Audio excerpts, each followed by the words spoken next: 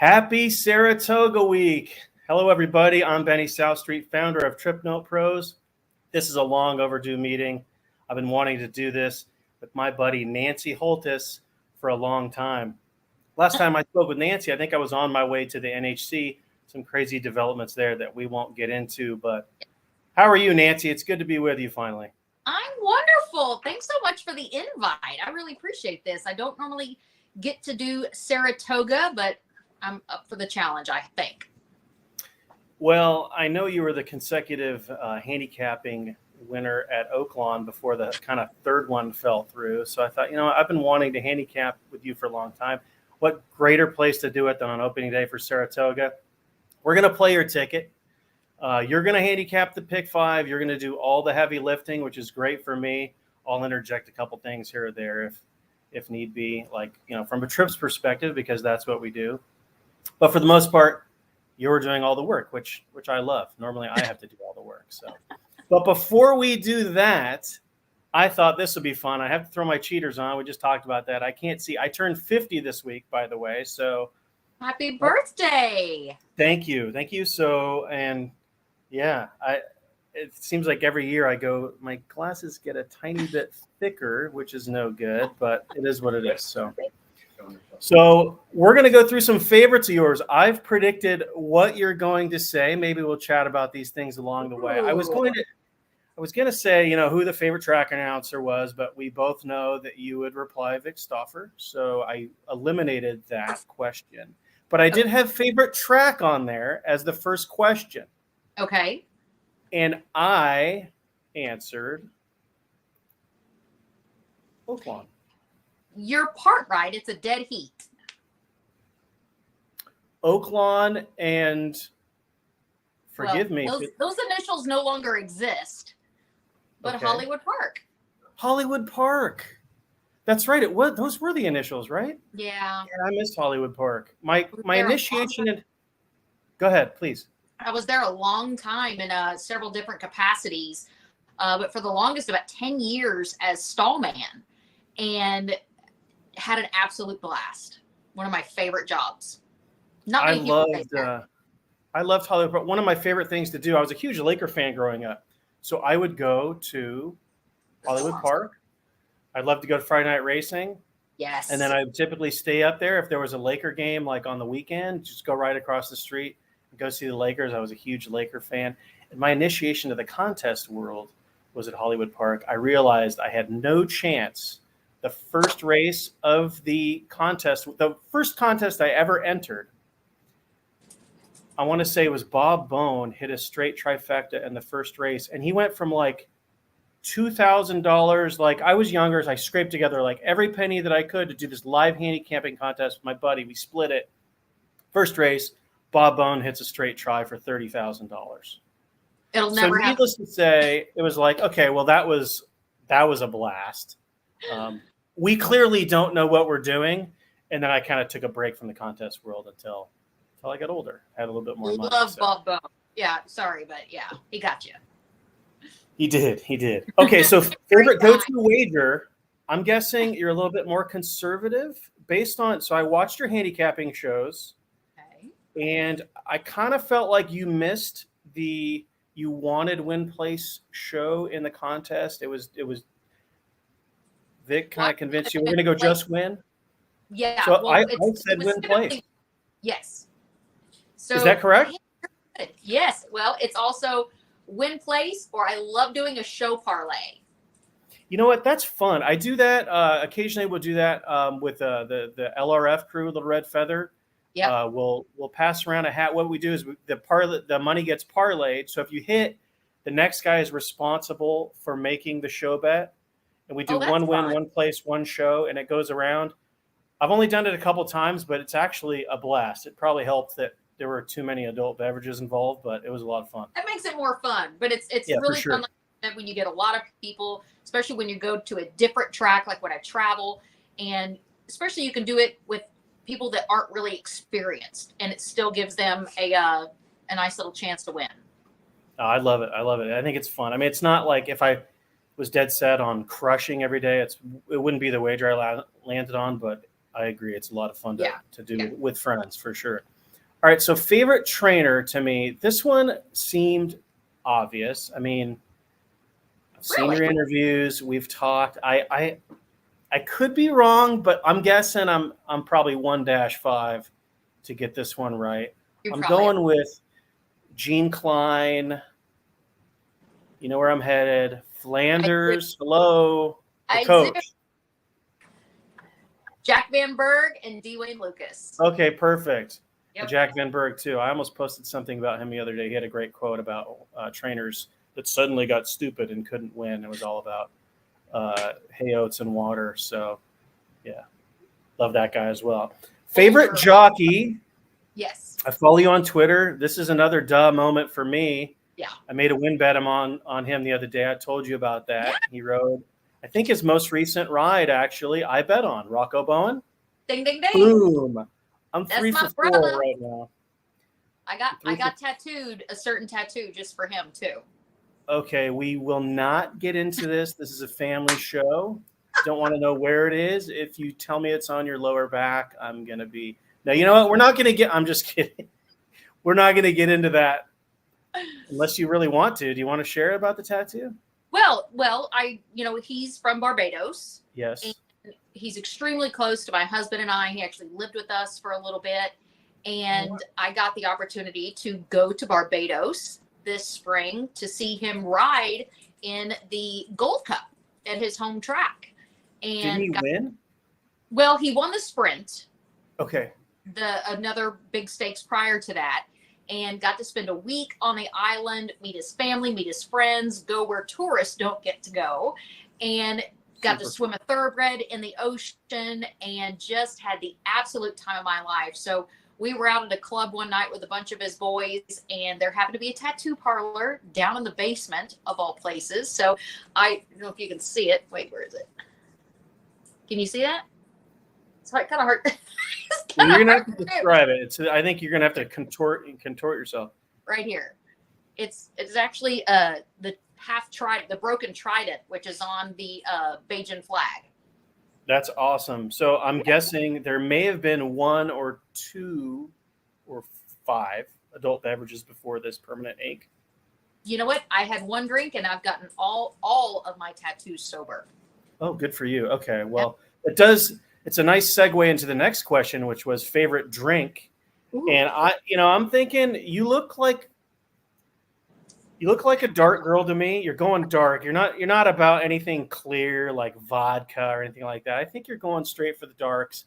If I had to bet, I would say bourbon. And if I had to go into specific bourbon, I'm going to go with Blanton's. You know what? So many said bourbon, you were going to go Blanton's, but when I drink dark, I tend to go dark. So my favorite drink is an Aperol Spritz.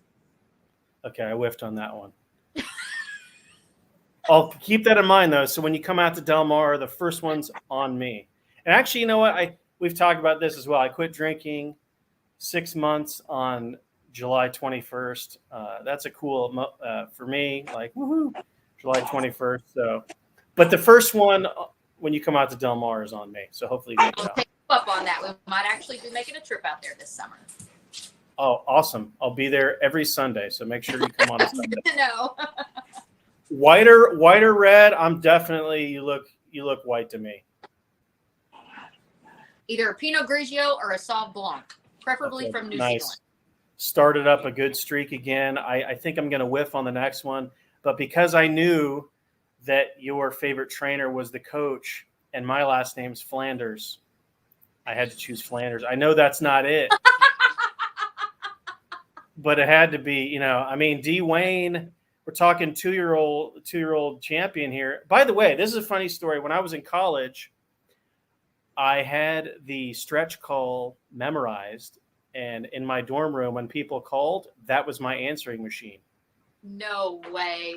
It was the stretch call of the 2-year-old Phillies Breeders' Cup championship. So is it Flanders? Is the question. Well, no, you're actually incorrect. I was trying to think if my favorite was a horse that I owned or a horse overall. So I went more horse overall, and it's the Queen. dang it. I'm like, it's got to be a filly, you know. She was stabled at Hollywood Park when I was out there, and just to get to see her, go by her stall every day, really was a cool, and how accessible John Sheriffs and the crew made her to the public. There would be like a standing line, and as soon as training was over, we would let them in the barn area to go visit her. So it was really cool to see her develop her resume. I can still see race number 1 with David Flores up, and actually the track announcer that day would tell you that when he announced her name, that she actually would lengthen her stride even more and get a little bit faster. Yes. Very interesting. When she heard his voice. Anyway, favorite handicapper? Ooh. I mean, duh. That's got to be me. But in reality, it is Kaiten Bradar. Kaiten Bradar. Dang it. See, so I actually wasn't really choosing me.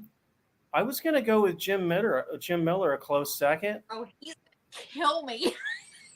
You know, but I figured it had to be me or Jim, but okay. But you know what? I'm not thinking track handicapper. I'm thinking like broad, does every track. But Jim Miller is my bestie. Yeah, he's a damn good handicapper. He is. I got a lot of respect for Jim. But yeah, we're just peasants. You went kind of bigger scale. You kind of one-upped us a little bit, but that's okay. Yeah, Kaiten's here. I'm like, you can't see me on the screen, so yeah, mad respect for her. Awesome. And favorite handicapping tool? I figured you were gonna have to say you. I'm not gonna say Trip Note Pros. I mean, that's kind of a given. It's too easy. That's everybody's favorite handicapping tool. I'm just going basic DRF because when you do your handicapping show, that's what you talk about. Well, I am actually a huge fan of Formulator. Okay. That way you can see the charts, watch the replays, and get a lot of good statistics as well on the breeding side also. You name it. I love Formulator. I use it. It's part of my arsenal. I have nothing bad to say about Formulator. If you don't have it, I highly recommend it. All these cool clickable elements, and you can get into there to the weeds. I can actually get lost in there a little bit and spend too much time. Like you talked about pedigree, it's like, man, you can really go deep if you want to. Favorite college team? I mean, I didn't really know about this one. I'm gonna guess LSU. Can I give you the finger on this show? I'm just kidding. We all know that it's got to be Arkansas. Baby. Yeah. I grew up watching Arkansas was so good when I was younger. I'm trying to think of his name now. Bald guy, played in the NBA. It was like 1992. They were like playing for the national championship. Nolan Richardson. Oh, yeah. It's Corliss Williamson. Maybe? Corliss Williamson. Thank you. See, a true fan. You don't just wave the colors. You're a fan. I love that. Corliss Williamson. Yeah, the Razorbacks are like the only professional sport we have in Arkansas is horse racing. But other than that, we all are hog fans. And I've got that tattoo as well. Okay, did not know that. That's good to know. TMI. So that's a little bit about Nancy. We always do these handicapping shows. I want to learn a little bit about you. Great to hear that your number one tool is Trip Note Pros, followed a close second by Formulator. I think that's the main takeaway here. Yeah, I you know what? I'm gonna concur 1,000%. Yeah, and you as my favorite handicapper. Or Jim. Maybe I could live with Jim. All right, let's jump into the pick 5 sequence. We're gonna throw down some money in here. I think you filled out. You told me I didn't check to verify. I have $55 in my wagering account. Okay. I've got that along with more lint than money these days, but $54, is that accurate? That is accurate. All right, I'm playing it, and let's get into it. Race number 6 at Saratoga. We get a 5 furlong sprint, state bred, non-winner 2, allowance race, purse 100 dimes. The purses here are really unbelievable. The first race at Saratoga, the first maiden race, purse is $136,000. It's actually a little bit more than that. Amazing. Yeah, that's good stuff. Makes me wish I owned horses. But who do we have? Take me through race number 6 at Saratoga. First leg of the pick 5 on opening day. Well, I want to make sure I get to leg number 2. So I did decide to go 3 deep in this specific leg. I went with numbers 2, 4, and the 6. 6 is actually my top choice in this race, but the number 2, running with scissors, 8-5 on the morning line for trainer David Jacobson. Irad Ortiz rode this horse last out when facing 2 of the van, optional 62-500, and that was sprinting over the Belmont turf. He goes from Irad to Irad. I like that he stays up. I think that's a big sign right there. Also last out against Open Company, back in against State Breds. I think that is a major winning factor, and I think he's going to get a pretty good pace setup as well. This 7-year-old, very familiar with the winner's circle, 13 times to get the certificate and 50 starts. Also, and I would concur. I think that horse has a legitimate swing. I don't know who Irad's agent is, but if he's ever on a horse that I don't like, and he's so talented, right? He's already, I mean, he's got a ton of talent, but he's on some horses that, frankly, I just cannot stand sometimes, and those horses fire. Do you know who his agent is? Whoever it is, I think is really good.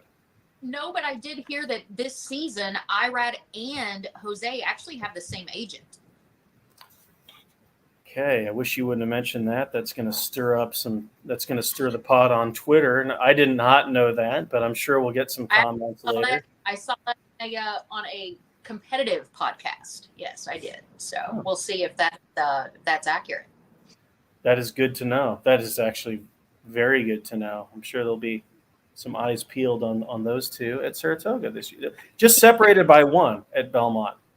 Jose got the better of Irad at the Belmont meet and won that meet by 1 winner. Came down to the last race, if I'm not mistaken. Pretty cool. Yeah. All right, race number 2. And by the way, obviously you had 2, 4, 6 there. You went through your top pick, but also used number 4, which was Rough Draft, and number 7, Phantom Smoke. Yeah, the number 4 is kind of lightly raced, but I actually like that in the money. All 3 lifetime starts, races second off the freshing. But I really do like Yar. 4-1 on the morning line. Christophe Clement, Manny Franco. Again, very familiar with the Saratoga turf, in the money, all 3. And it's a bit of a rematch for Yarrow because back in against many that this runner faced last time out. But I definitely think that Yarrow's the one to be. Also gets blinkers on. I really like that angle, and we'll see if that works for this 5-year-old. Yeah, I've got here in the form, I've got 19% with blinkers on for Clement. Now, it could be that I'm just getting old and I can't remember, but one of these meets at Saratoga, like, he couldn't lose. Like, everything Clement put out was winning. I think it was last year, but again, time's just flying by for me. So it could have been here. All right, race number 7, leg 2 of the pick 5. We've got a starter allowance race, purse 70 dimes, full field of 11. How do we go in leg number 2, Nancy?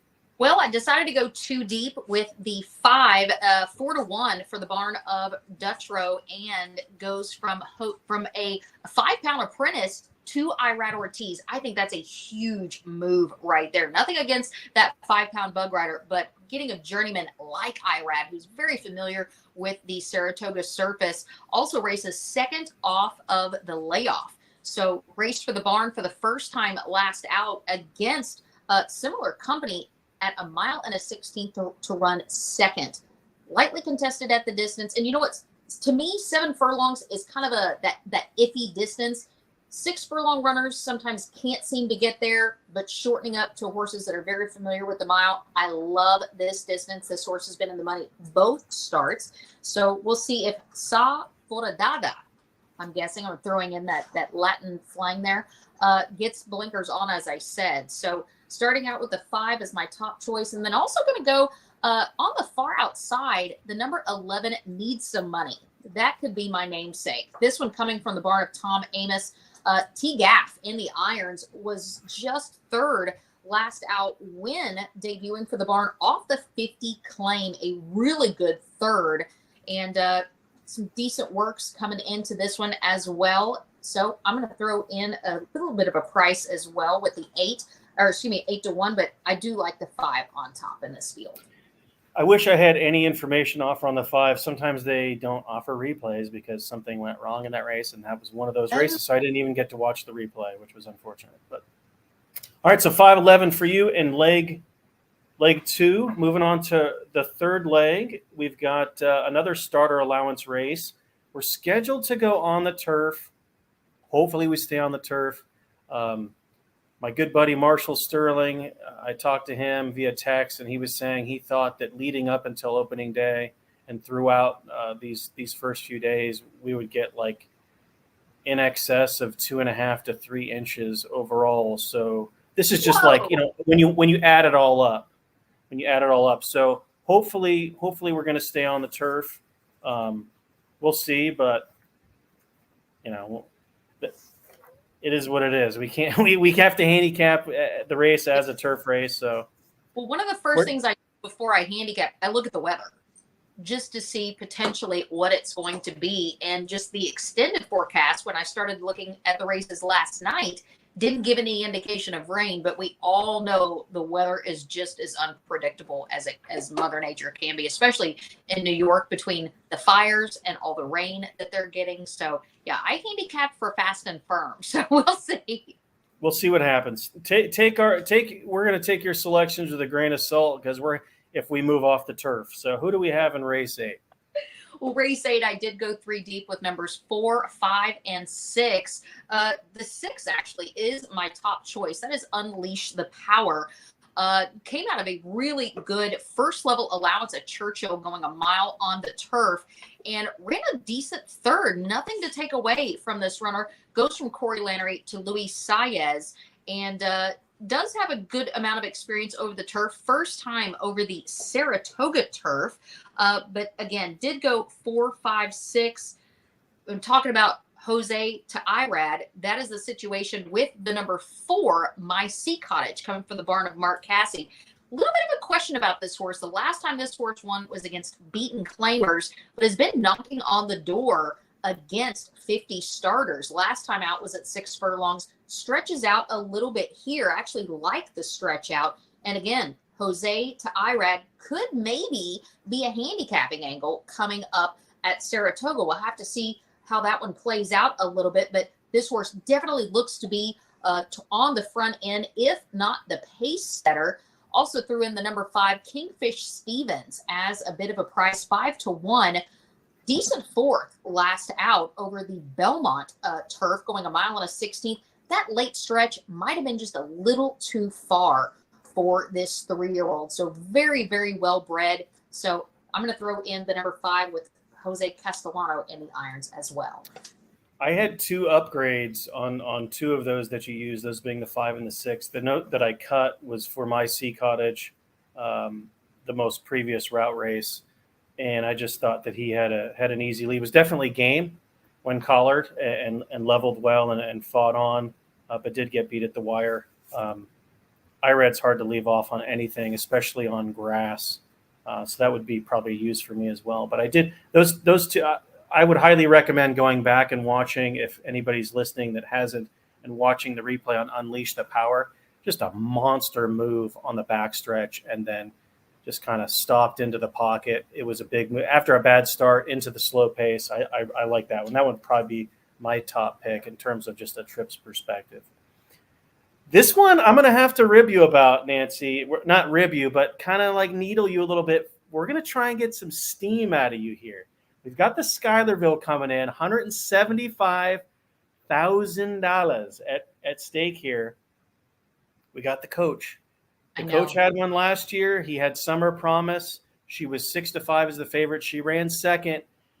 We know you love Lucas. I do. He's got one in here. You pick.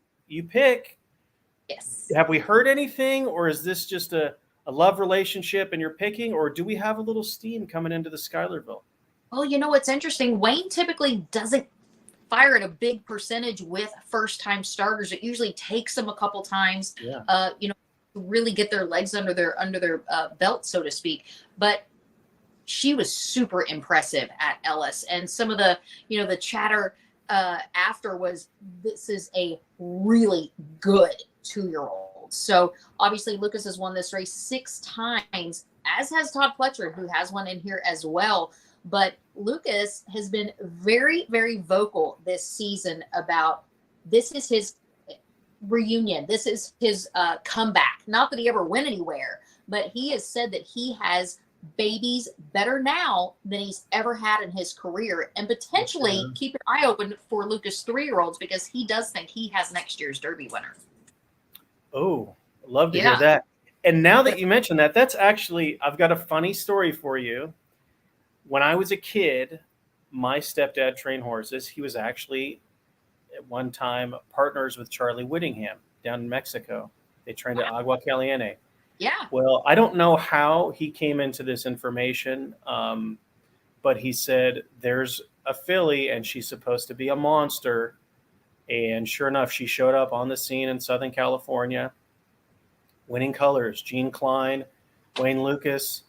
And my stepfather, they had her listed at 100-1 for a very long time down in the future book. And he had a discussion with my mom, and he thought about, now he didn't gamble. It's funny, a lot of trainers don't gamble. He was not a gambler, and he considered very strongly enough to have a conversation with my mom that he was going to bet the payroll to his help on winning colors in the Derby, which was, it was like $2,000, which that's $200,000. That's a lot of money. Did not do it. Made the correct decision. Paid his help. Did not bet. And I watched the Derby with my stepdad that day. I bet $15, which to me was a lot of money. That was a lot of video games. I love Pac-Man. Yeah. You know, $15. I'm playing 60 times. That's a month's worth of video games to me. I bet $15 on winning colors. She won. I was excited, jumping up and down. He kicked down the screen door right after the race. They hit the finish line. Really? Yep, 49er was coming, and I could see the anger at his. I was like, "What's going on?" I thought he would be happy. He was not happy. No, he was devastated that he didn't make the bet. So that was kind of a bad beat. What did she go off at? Do you remember? She was like 7-2 or something like that. Yeah, so to get 100-1 on the 7-2 shot, I mean, if you had to do it over again, you'd bet everything you could, right? Every time, all day. For sure. That's amazing. I do love his filly in this race, though. I went too deep in here. I like her on top, though. That's Saratoga Special. How more aptly could she be named to win the Schuylerville? There's a lot of speed in this race, though, so I think it's going to be extremely important, even more critical in that maiden event at Ellis, to get her out of the gate and get her in good position. Sired by Arrogate, she's a half to Looking at Lee, half to Blended Citizen, so the breeding is right there. So that maiden race at Ellis did go rather quickly.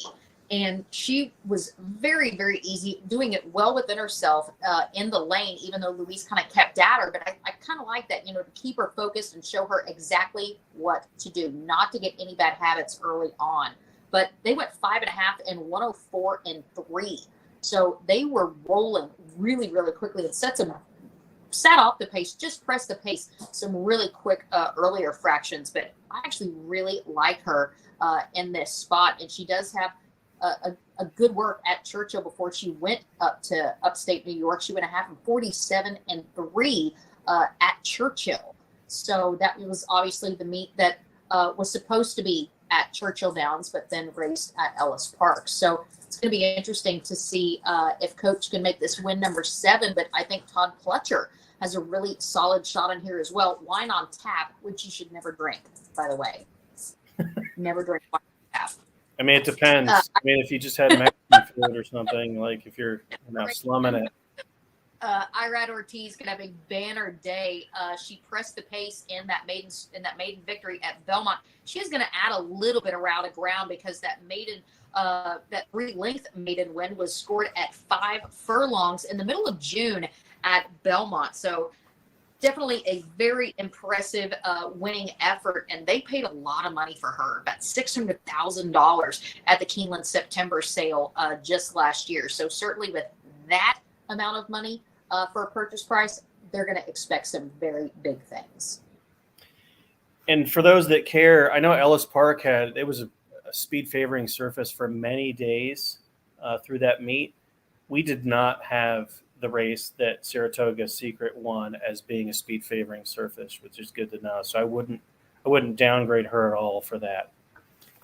All right, this is it. This is where we make our bread here, Nancy. Last leg of the pick 5. We got a state bred maiden 40 claimer running for 50 dimes, mile and a 16th. I've got you 3 deep here. Who's the biggest price? Well, let's see. I've got 12-1, and that is one of my. Oh, wait, am I looking? No, sorry, I'm looking at the wrong race here. Let me scoot over. But I love how tracks will run like a grade 3, and then the last race on the card is a state bred maiden claimer. It's just kind of, let's just cut to the chase and just run who people really want to see. I went with the number 4, who's 12-. Doggone it. I'm going to get this right here, Ryan. I told you I was not tech savvy. You can talk to the 4. I've got a note on the 4. So talk to us about Stone of Destiny. Yeah, 4's 9-2. David Donk, Johnny Velasquez ran 7th in the debut. It was a field of 7. So I love the drop into the maiden ranks. So that was going a mile and 16th over the Belmont turf. Got in a little bit of trouble as well. So not the ideal way to start off your career. It was in versus Tucker and does drop in for the tag. So we'll see if Stone of Destiny can maybe get things done. Also went with the 7. Not sure if you say Arisamea. You're looking at the wrong guy. I can barely read English, so it doesn't look English to me. Here's another one who drops in for the tag. That's a huge, nice, solid handicapping angle, going from maiden allowance to maiden claiming, and races 3rd off of a bit of a break, and also hoping to get the job done. And the 9th start goes from a good jockey in Katie Davis to Flavian Pratt. So really like the fact that that Flavian does get up and going to round out the card 4-1 with the number 10. Here we go again. Falcone debuts this runner and does so at a very high percent, about 29%. Also makes the first start since early November. So could certainly come in fresh and racing off of those extended layoffs. The barn is about 25% as well. So we'll see if here we go again to a really good trip. I think it's going to be crucial for this horse to get out in a good position and not have too much to do late. And Roscoe is chirping there. I can tell that he loves your picks. So I can hear the screaming and cheering in the background there. Yeah, I don't think it's for picks. I think they're wanting a COOKI. Please thank you so much. We'll let you tend to Roscoe and a touch under 35 minutes too. That's awesome. I appreciate you so much, Nancy, for taking the time. It's long overdue. Hopefully we hit something big. You've got a couple prices in there, which I love. I might kind of throw in a couple in there after I handicap the sequence, which I haven't yet.